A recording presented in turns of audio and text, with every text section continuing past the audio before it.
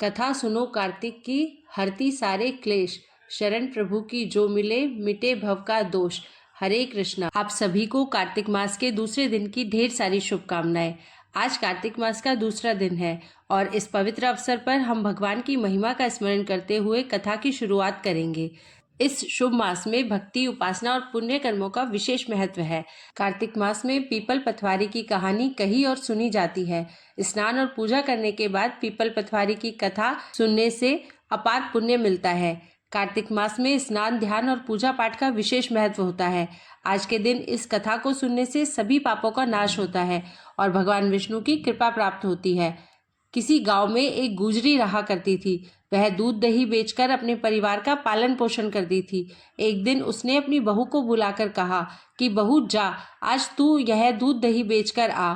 बहू दूध दही बेचने गई तो रास्ते में उसने देखा कि कार्तिक मास में औरतें पीपल सींचने आई हुई हैं। वह उन्हें देखकर बैठ गई और औरतों से पूछने लगी कि तुम ये क्या कर रही हो। औरतों ने कहा कि हम पीपल महादेव की और पथवारी सींच रहे हैं। बहू ने फिर पूछा कि अच्छा, ऐसा करने से क्या होता है। तब औरतों ने बताया कि ऐसा करने से अन्न धन की प्राप्ति होती है। अगर किसी का पति वर्षों से बिछड़ा हुआ है तभी भी वह मिल जाता है।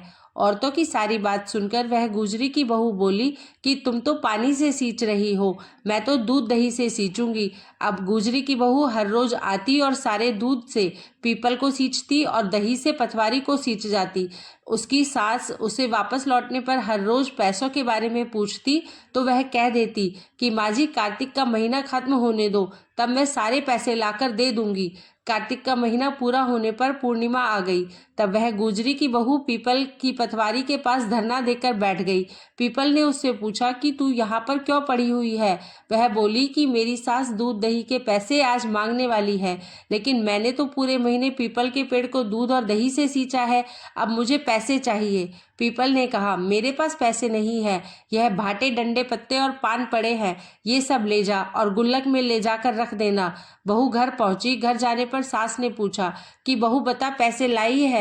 बहू कहने लगी, माँ जी लाई हूँ और मैंने गुल्लक में रख भी दिए हैं। सास ने गुल्लक खोलकर देखा तो उसकी आंखें फटी रह गई। गुल्लक में से हीरे मोती जगमगा रहे थे। सारे सूखे पत्ते धन में बदल गए थे, जिन्हें देखकर सास कहने लगी, अरे बहू, इतना धन कहाँ से लाई है। वह सीधी सादी थी। उसने अपनी सास को सारी बातें सच सच बता दी कि उसने तो दूध दही से पीपल की पथवारी सींच दी थी और पैसे मांगने पर पीपल ने पत्ते, डंडे और भाटे दे दिए थे और वह गुल्लक में रखने से हीरे मोती बन गए। बहू की बात सुनकर सास बोली कि बहू, तब तो मैं भी पीपल की पथवारी सींचने जाऊंगी। अब सास दूध दही तो बेच जाती और दूध दही की हांडी धोकर पीपल की पथवारी में रखाती थी। घर आकर वह अपनी बहू से कहती कि बहू चल, तू मुझसे पैसे मांग। बहू कहती कि माँ जी, कभी बहू भी सास से पैसे मांगती है क्या। फिर सास के बार बार कहने पर आखिरकार बहू ने सास को पैसे लाने के लिए कहा तो वह एक दिन पीपल के पास धरना देकर बैठ गई। पीपल ने सास को भाटे, पत्ते, डंडे और पान दे दिए और सास ने घर आकर गुल्लक में वह सब ले जाकर रख दिए। सास के कहने पर बहू ने गुल्लक फोड़ी तो देखा कि उसमें तो कीड़े मकोड़े चल रहे थे। बहू ने सास से पूछा कि माँ जी, यह सब क्या है। सास कीड़ों को देखकर बोली कि पीपल पथवारी ने तुझे तो धन दिया, लेकिन मुझे कीड़े क्यों दिए। इस पर सभी औरतें बोली कि तुम्हारी बहू ने सब कुछ सच्चे मन से किया था, लेकिन तुमने धन के लालच में आकर यह सब किया, इसलिए तुम्हारे साथ ऐसा हुआ। हे पथवारी माता, जैसा आपने बहू को दिया वैसा ही अपने भक्तों को देना। इस कथा को कहते, सुनते और हुकारा भरते सभी भक्तों को देना। अब सुनिए कार्तिक मास महात्म्य में आगे का अध्याय। कार्तिक स्नान की कहानी। एक नगर में एक ब्राह्मण दंपत्ति रहते थे। वे दोनों प्रतिदिन 7 कोस दूर गंगा और यमुना नदी में स्नान करने जाते थे। इतनी दूर आने जाने से ब्राह्मण की पत्नी थक जाती थी। एक दिन उसने अपनी पत्नी से कहा कि हमारा एक पुत्र होता तो कितना अच्छा रहता। पुत्र का विवाह करते हमारी बहू आती तो हमें घर वापस जाने पर खाना बना हुआ मिलता और बहू घर का सारा काम भी कर देती। अपनी पत्नी की बात सुनकर ब्राह्मण ने कहा कि तूने बात तो सही कही है, चल मैं तेरे लिए बहू ला ही देता हूँ। ब्राह्मण ने कहा कि एक पोटली में आटा डालकर कुछ मोहरे रख दे। ब्राह्मण के कहे अनुसार उसने अर्थात ब्राह्मणी ने पोटली बांधकर दे दी। पोटली लेकर ब्राह्मण चला गया। ब्राह्मण को सफर के दौरान यमुना के किनारे बहुत ही सुंदर लड़कियां दिखाई दी। वे रेत में घर बनाकर खेल रही थी। उनमें से एक लड़की ने कहा कि मैं अपना घर नहीं बिगाड़ूंगी, मुझे तो रहने के लिए ये घर चाहिए। लड़की की बात सुनकर ब्राह्मण मन ही मन सोचने लगा कि बहू बनाने के लिए यही लड़की उचित है। जब वह लड़की जाने लगी तो ब्राह्मण भी उसके पीछे पीछे उसके घर तक चला गया।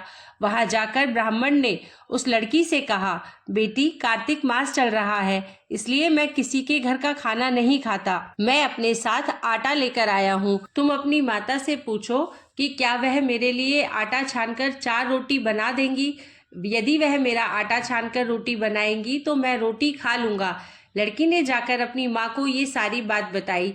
माँ ने कहा, ठीक है, जाकर ब्राह्मण देव से कह दो कि वह अपना आटा दे दे, मैं रोटी बना दूंगी। जब वह आटा छानने लगी तो आटे में से मोहरें निकली। वह सोचने लगी कि जिसके आटे में इतनी मोहरें हैं उसके घर में कितनी मोहरें होंगी। जब ब्राह्मण खाना खाने बैठा तो लड़की की माँ ने उस ब्राह्मण से पूछा, क्या आपका कोई लड़का है और क्या आप उस लड़के की सगाई करने जा रहे हो। यह सुनकर ब्राह्मण ने कहा कि मेरा लड़का तो काशी में पढ़ने गया हुआ है, लेकिन यदि तुम कहो तो खान कटोरे से विवाह करके तुम्हारी बेटी को अपने साथ ले जाऊं। लड़की की माँ ने कहा, ठीक है ब्राह्मण देव। इस पर लड़की की माँ ने लड़की की खान कटोरे से शादी करके ब्राह्मण के साथ भेज दिया। ब्राह्मण ने घर आकर कहा, रामू की माँ, दरवाजा खोलकर देख, मैं तेरे लिए बहू लेकर आया हूँ।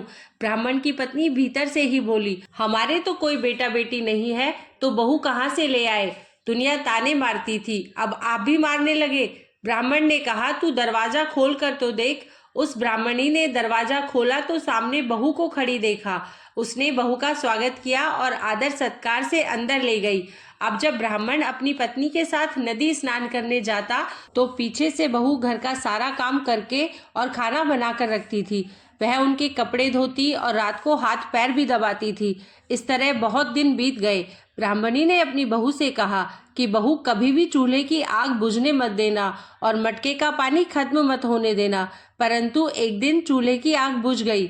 यह देखकर बहू घबरा गई और भागी भागी अपनी पड़ोसन के पास गई और कहा कि मेरे चूल्हे की आग बुझ गई है, मुझे थोड़ी आग चाहिए। मेरे सास ससुर सुबह 5 बजे से गए हुए हैं, वह थके हुए घर आएंगे, इसलिए मुझे उनके लिए खाना बनाना है। यह सुनकर पड़ोसन ने कहा कि तू तो बावली है, तुझे यह दोनों मिलकर पागल बना रहे हैं। इनके कोई पुत्र नहीं है, ये निसंतान है। बहू ने कहा, नहीं, ऐसा मत बोलो, इनका बेटा तो काशी में पढ़ने गया हुआ है।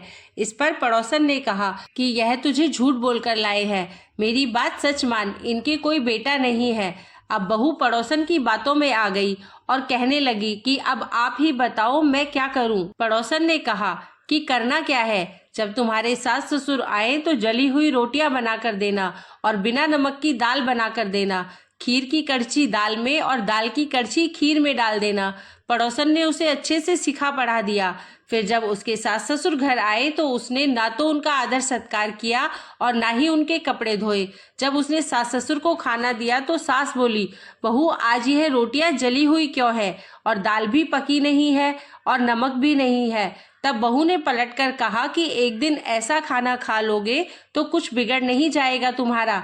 सास ससुर को खरी खोटी सुनाकर वह फिर से पड़ोसन के पास गई और बोली कि अब आगे क्या करना है। पड़ोसन ने कहा कि अब तुम 7 कोठों की चाबी मांग लेना।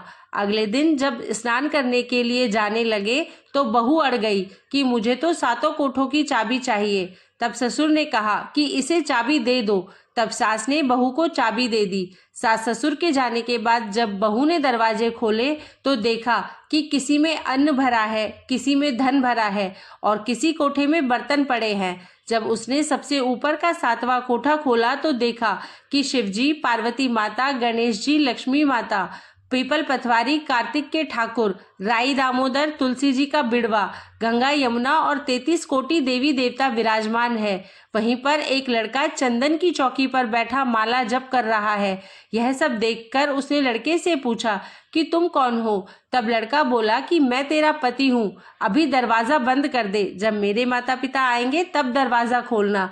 यह सब देखकर बहू बहुत खुश हुई और 16 श्रृंगार कर सुंदर वस्त्र पहनकर अपने सास ससुर का इंतजार करने लगी। उसने अपने सास ससुर के लिए अच्छे अच्छे पकवान बनाए। जब उसके सास ससुर घर पर आए तो उसने उनका आदर सत्कार किया और प्रेम पूर्वक खाना खिलाया और हाथ पैर दबाने लगी। पैर दबाते दबाते बहू ने कहा कि माँ, आप इतनी दूर गंगा यमुना स्नान करने के लिए जाती हो तो आप थक जाती हो, इसलिए आप घर पर ही स्नान क्यों नहीं करती हो। यह सुनकर सास कहने लगी कि बेटी, गंगा यमुना घर पर तो नहीं बहती है। तब उसने कहा, हाँ माँ जी, बहती है, चलो मैं आपको दिखाती हूँ। जब बहू ने 7वां कोठा खोलकर दिखाया तो उसमें शिव जी, पार्वती जी, गणेश जी, लक्ष्मी जी, पीपल पथवारी, कार्तिक के ठाकुर, राई दामोदर, तुलसी जी का बिड़वा, गंगा यमुना बह रही है और 33 कोटि देवी देवता विराजमान है। वही चौकी पर बैठा एक लड़का माला जप रहा है। माँ ने उसे देखकर कहा कि बेटा, तू कौन है? लड़का बोला, माँ, मैं तेरा बेटा हूँ। तब ब्राह्मणी ने पूछा कि तू कहाँ से आया है? लड़के ने जवाब दिया कि मुझे कार्तिक देव ने भेजा है। माँ ने कहा, बेटा, यह संसार कैसे मानेगा कि तू मेरा बेटा है? माँ ने कुछ विद्वान पंडितों से मदद मांगी। पंडितों ने कहा, इस पार बहू बेटा खड़े हो जाए और उस पार माँ खड़ी हो जाए। माँ चमड़े की अंगिया पहनी हो और छाती में से दूध की धार निकलकर बेटे की दाढ़ी मूछ भीगे और पवन पानी से गठजोड़ा बंधे, तब मानेंगे कि यह इस माँ का ही बेटा है। उसने ऐसा ही किया। चमड़े की अंगिया फट गई और छाती में से दूध की धार निकलकर बेटे की दाढ़ी मूछ भीग गई। पवन पानी से बहू बेटे का गठजोड़ बंध गया। यह सब देखकर ब्राह्मण और उसकी पत्नी की खुशी का ठिकाना ना रहा। तो यह थी कार्तिक मास की कथा। हे कार्तिक के ठाकुर, जैसे ब्राह्मण और ब्राह्मणी को बेटा बहू दिया, वैसे सबको देना। कार्तिक मास की कथा कहने, सुनने और हुकारा भरने वाले सब पर कृपा करना। अब सुनिए कार्तिक मास महात्म्य में आगे का अध्याय। कार्तिक मास के लिए श्रेष्ठ कार्यों, तुलसी जी की महिमा और पूजा आराधना के बारे में इतना सुनने के बाद देवर्षि नारद ने श्री ब्रह्मा जी से प्रार्थना की कि हे जगत पिता, अब आप मुझे कृपा करके उस उत्तम देवता के बारे में भी बताइए जिनका पूजन इस माह में किया जाता है। ब्रह्मा जी ने उत्तर दिया, हे वत्स, गंडकी नदी के उत्तर की ओर गिरजा के दक्षिण में 40 कोस की भूमि महाक्षेत्र कहलाती है। वहां पर शालिग्राम और गोमती चक्र पाए जाते हैं। इनका पूजन करने और चरणामृत लेने से मनुष्य मुक्ति प्राप्त कर लेता है। चरणामृत लेते समय यह मंत्र उच्चारण करना चाहिए। मंत्र है, अकाल मृत्यु हरणम सर्व व्याधि विनाशनम विष्णु पादोदकम पीत्वा पुनर्जन्म न विद्यते। अर्थात भगवान विष्णु के चरणों का अमृत रूपी जल समस्त दुख, पाप, व्याधियों का नाश करने वाला, अकाल मृत्यु को हरने वाला और मोक्ष प्रदान करने वाला कल्याणकारी होता है। अतः यह औषधि के समान है। जल तब तक जल रहता है जब तक भगवान के चरणों से नहीं लगता। जैसे ही चरणों से लगा तो अमृत रूप होकर चरणामृत बन जाता है। जिस गोमती में एक चक्र हो उसको सुदर्शन, जिसमें 2 चक्र हो वह नारायण, और जिस गोमती में 3 चक्र हो उसे अच्युत, और जिसमें 4 चक्र हो उसे जनार्दन, जिसमें 5 चक्र हो उसे वासुदेव, 6 चक्र वाले को प्रद्युम्न, 7 चक्र वाले को संकर्षण, 8 चक्र वाले को नलकुवर और 9 चक्र वाले को व्यूह तथा 10 चक्र वाले को दशावतार कहते हैं। इनके दर्शन मात्र से ही मनुष्य मोक्ष को प्राप्त हो जाता है। जो भगवान के सामने वीणा या वंशी बजाता जाता है या गायन करता है वह भी स्वयं भगवान को प्राप्त हो जाता है। जो भगवान के आगे कार्तिक मास में मृदंग बजाता है भगवान उसे अपना सर्वप्रिय भक्त समझते हैं। जो भगवान के सामने नित्य श्रद्धा से धूप जलाता है वह कभी नरक में नहीं जाता। शंख में भरा हुआ या भगवान पर अर्पित किया हुआ जल अंगों से स्पर्श करने पर संपूर्ण रोग और पाप नष्ट होकर मनुष्य मुक्ति को प्राप्त कर लेता है। पूजन चाहे मंत्रों द्वारा पूरे विधि विधान से किया जाए या फिर सामान्य रूप से, परंतु मन में श्रद्धा सच्ची होनी चाहिए। पूर्ण श्रद्धा और निष्ठा से किया गया कार्तिक मास का स्नान, ध्यान, पूजा पाठ और व्रत अत्यंत फलदायी होता है। देवर्षि नारद स्वयं परम ज्ञानी थे। अब ब्रह्मा जी से यह सभी प्रश्न हम संसार प्राणियों की भलाई के लिए कर रहे थे। अतः अब श्री ब्रह्मा जी से देवर्षि नारद ने पूछा, हे पितामह, अब आप कार्तिक मास में जो दीपदान आदि किया जाता है उसका महात्म्य सुनाने की कृपा कीजिए। नारद जी का यह प्रश्न सुनकर ब्रह्मा जी बोले, हे पुत्र, दीप चाहे स्वर्ण का हो या चांदी का, तांबे का हो या मिट्टी का, अपनी सामर्थ्य और श्रद्धा के अनुसार कार्तिक मास में दीपदान अवश्य ही करना चाहिए। कार्तिक मास में दीपदान करने से समस्त पापों का नाश हो जाता है। दीपक भगवान की मूर्ति के आगे, तुलसा जी के पास, ब्राह्मण के घर में या वन में, वृक्ष के नीचे अथवा गौशाला में या धर्मशाला के आले में शाम के समय जलाया जाता है। दीपक घी का जलाए या तेल का, परंतु उसे पूरे महीने तक जलाना चाहिए। ब्राह्मण के घर दीपक जलाने से उसे अग्नि होम यज्ञ का फल प्राप्त होता है। जो ऊंचे स्थान पर अथवा ऊंचे खंबे पर दीप जलाते हैं उनसे धन की वृद्धि होती है और वैकुंठ में निवास मिलता है। दीप जलाते समय भगवान से प्रार्थना करनी चाहिए और कहना चाहिए कि हे भगवान, आपके लिए ही मैं हर दिन कार्तिक मास में दीप जलाती हूँ। कार्तिक मास में मथुरा, माघ में प्रयाग और वैशाख में हरिद्वार में स्नान और निवास करें तो यह अत्यंत ही उत्तम होता है। जब सूर्य तुला, मकर अथवा मेष राशि में हो उस समय किए जाने वाले नियम, व्रत, पूजा और दान बहुत ही शुभ फल देते हैं। इन महीनों में किए हुए व्रत, दान और शुभ कर्मों से सभी पापों का नाश हो जाता है। जिस प्रकार भगवान भास्कर के अर्थात सूर्य के उदय होने से अंधकार का नाश हो जाता है और वज्र से पर्वत का, गरुड़ के भय से सर्पों का, पवन से मेघ का, ध्यान से दुख का और सिंह के भय से मृगों का नाश हो जाता है, ठीक उसी प्रकार श्री मथुरा जी के दर्शन मात्र से ही सभी पापों का नाश हो जाता है। कार्तिक मास में स्नान और जागरण, दीपदान, तुलसी जी का दर्शन पूजन, भगवान के मंदिर में झाड़ू लगाना, साफ सफाई करना, गाना बजाना, भगवान की कथा सुनना सुनाना, कीर्तन करना कराना, यह सब शुभ कार्य होते हैं। इनके करने से श्रेष्ठ फलों की प्राप्ति होती है।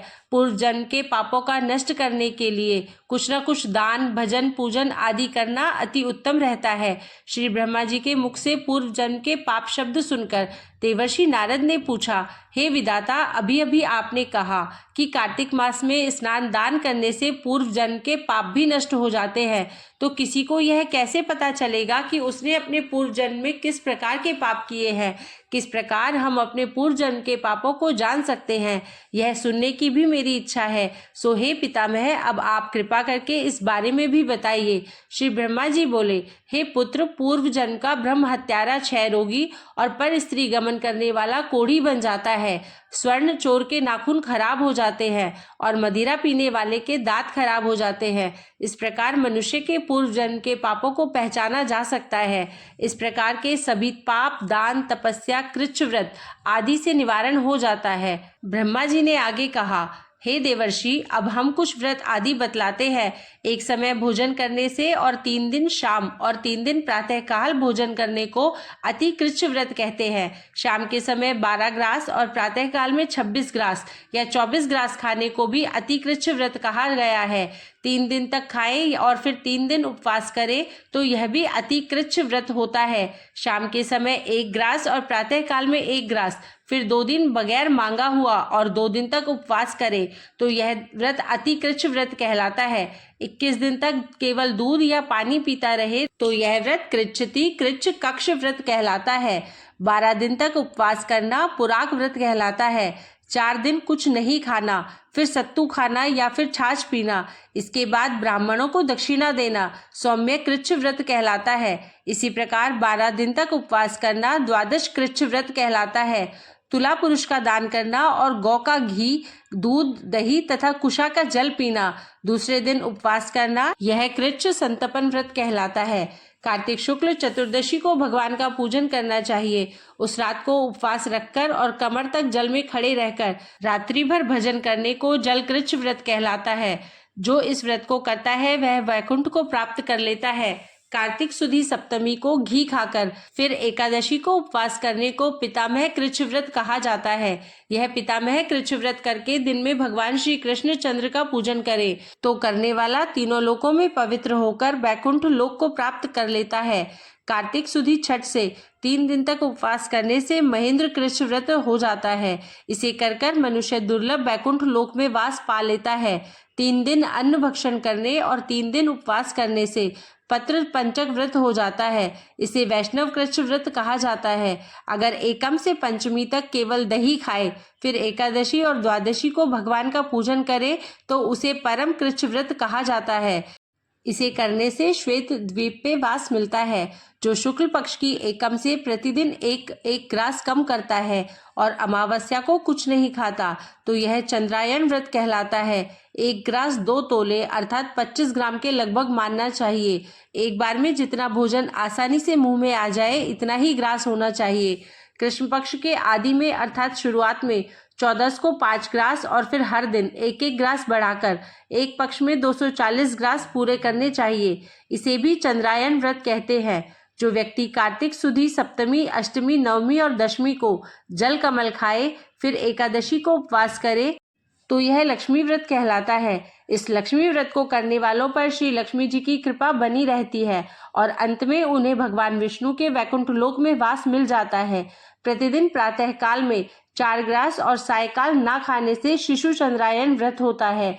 पूरे कार्तिक मास तुलसी जी का और आंवले का पूजन करना चाहिए। अगर स्त्री व्रत करे तो अपने पति की दीर्घायु की कामना भी करे। व्रत समाप्ति के बाद किसी ब्राह्मण को गौदान या अपनी सामर्थ्य के अनुसार दान, दक्षिणा या भोजन आदि देना चाहिए। इन व्रतों को करने से व्रत करने वाला भगवान का प्रिय पात्र तो बन ही जाता है, इस लोक में वह सभी सुख और ऐश्वर्य को भोग कर अंत में मोक्ष को भी प्राप्त कर लेता है। ऐसा कहकर श्री ब्रह्मा जी कुछ देर के लिए मौन हो गए। जय श्री हरि विष्णु, जय लक्ष्मी माता। आज का अध्याय यहीं पर समाप्त होता है। मिलते हैं कल फिर नए अध्याय के साथ। तब तक के लिए जय श्री कृष्ण, जय श्री राधे।